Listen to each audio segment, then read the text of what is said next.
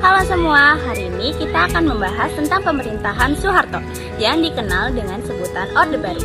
Dan kita akan membahas bagaimana ekonomi menjadi fokus utama dalam pembangunan nasional. Pada masa pemerintahan Soeharto yang berlangsung dari tahun 1967 hingga 1998, ekonomi menjadi prioritas utama dalam upaya pembangunan.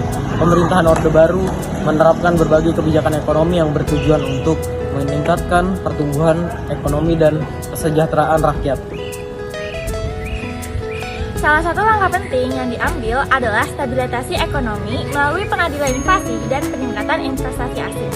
Pemerintah juga fokus pada pembangunan infrastruktur seperti jalan raya, pelabuhan, fasilitas umum, dan lainnya untuk mendukung pertumbuhan ekonomi.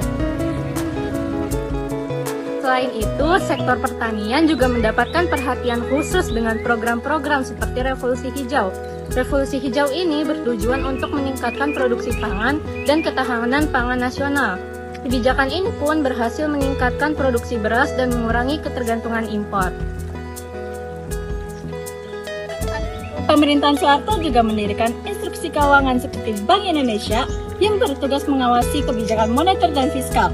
Langkah ini penting untuk memastikan stabilitas ekonomi dan keuangan negara. Selain itu, pada masa pemerintahan Orde Baru, pemerintah mengeluarkan kebijakan ekspor yang mendukung perkembangan industri manufaktur. Industri manufaktur sendiri adalah industri yang mengubah bahan mentah menjadi barang yang sudah jadi. Nah, kebijakan ini membantu mengurangi ketergantungan pada ekspor bahan mentah dan meningkatkan nilai produk-produk Indonesia di pasar dunia. Namun, perlu diingat bahwa pemerintahan Soeharto juga menghadapi berbagai tantangan dan kontroversi, termasuk masalah korupsi dan pelanggaran hak asasi manusia. Oleh karena itu, penting bagi kita untuk belajar dari sejarah baik aspek positif maupun negatifnya, untuk membangun masa depan yang lebih baik. Dengan fokus pada ekonomi sebagai panglima pembangunan, pemerintahan Soeharto berhasil membawa Indonesia menuju pertumbuhan ekonomi yang signifikan. Mari kita ambil pelajaran dari masa lalu untuk terus membangun negeri yang kita cintai.